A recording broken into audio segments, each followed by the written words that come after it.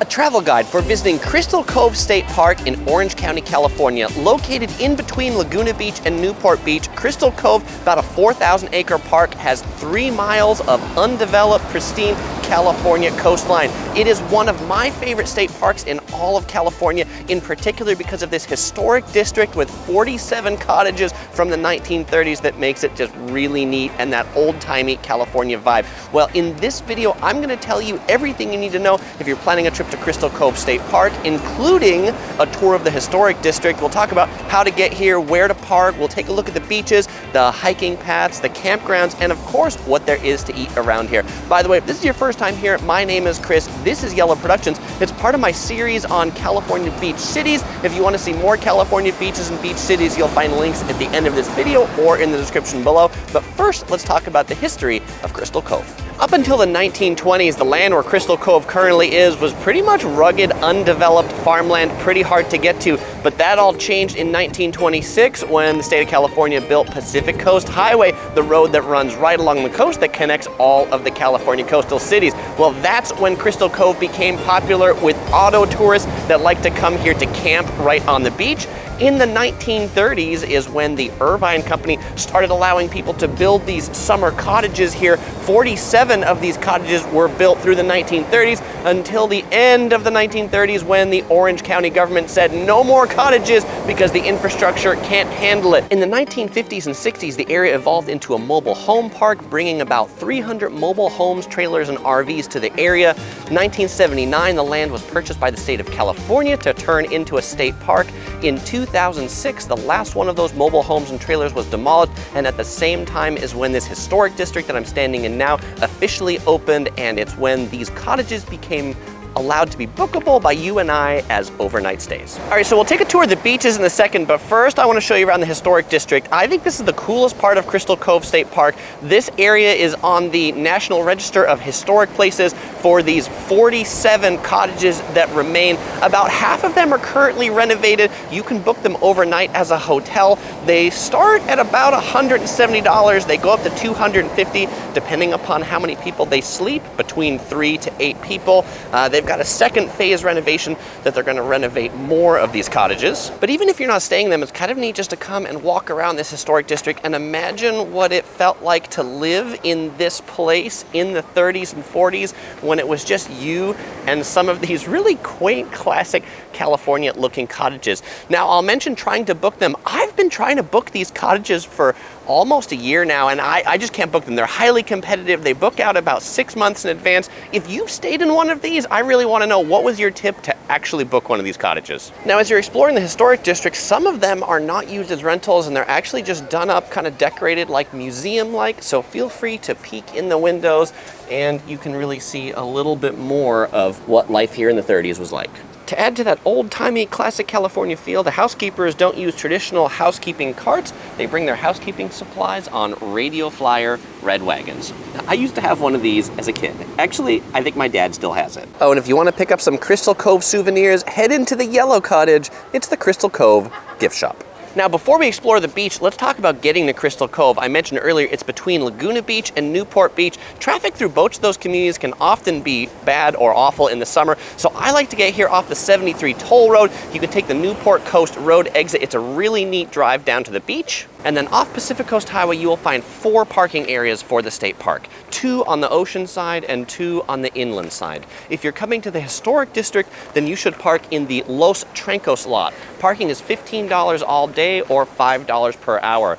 Only for the Los Trancos lot, you can get parking validated at the Beachcomber restaurant for up to 3 hours. Now, to get to the historic district from the Los Trancos lot, you can either take a shuttle bus that costs $1.50, or you can hike the half-mile path down through a tunnel under Pacific Coast Highway. I really like the path because how often do you get to go through tunnels underneath highways like this? It's kind of a really neat, funky, artistic-looking tunnel that might seem kind of scary if it was abandoned and lonely, but there's a lot of people going through it, and so it really seems kind of neat. Now let's go ahead and explore the beach. Crystal Cove is home to 3.2 miles of sandy beach, and my favorite thing about the beach here is that these high coastal bluffs really block out the rest of the world. It's just you, the sand, pretty peaceful.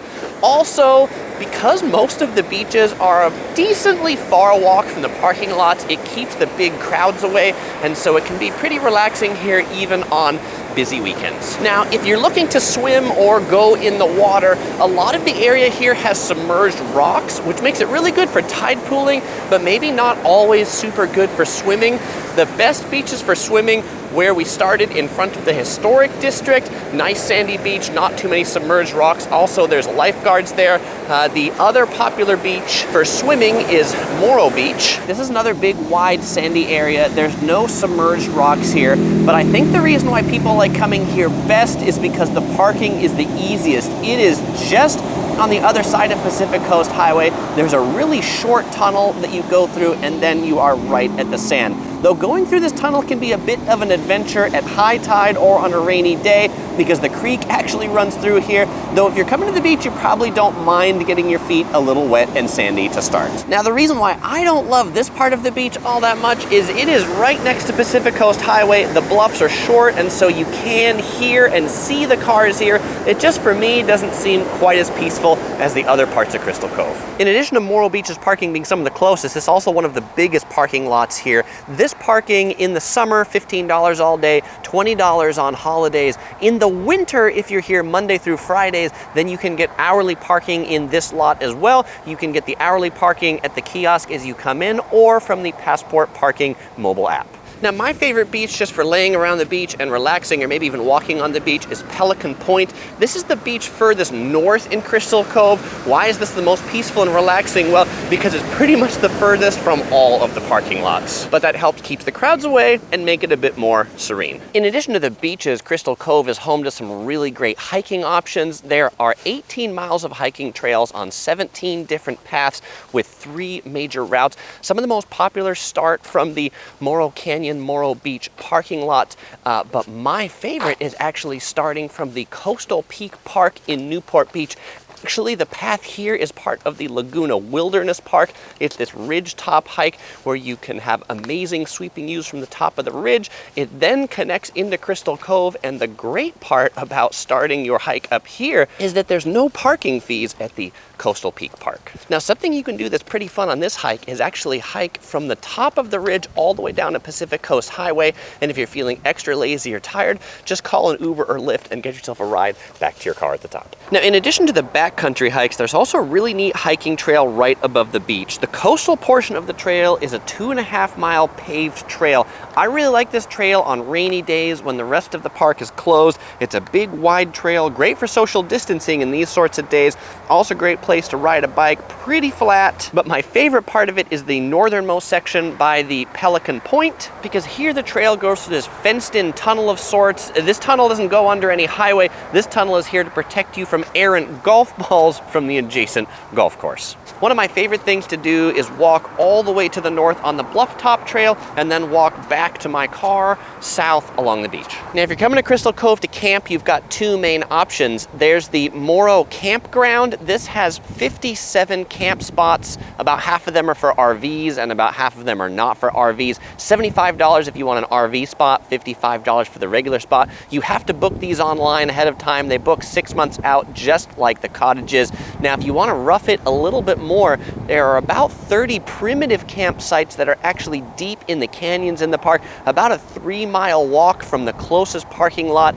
There's really no amenities there other than pit toilets. Those are $25, and as you can imagine, those are a little bit easier to get than the cottages or the RV sites. But kind of the neat thing, at least about the Morro Campground right here, it overlooks the ocean and is kind of like a terraced campground, so pretty much whatever your spot is, you have a nice ocean view. Now let's talk about the eating options. Crystal Cove has 3 main eating options. The first one we're going to talk about is the Beachcomber Restaurant. This is probably the most famous, the most iconic, and the most visible. It is a renovated beach cottage that's been turned into a restaurant right on the sand. There's a sit-down restaurant and a bootlegger bar. This is the most expensive of the eating options, but you can get your parking validated for 3 hours. I will mention that if you want to eat at the restaurant, definitely make a reservation in advance. They do take reservations on open one table. The bootlegger bar in the back is just kind of a walk-up type thing with a smaller menu than the sit-down restaurant. But you know, the place I typically end up eating at more is just up the hill from the Beachcomber, from the historic district. It's up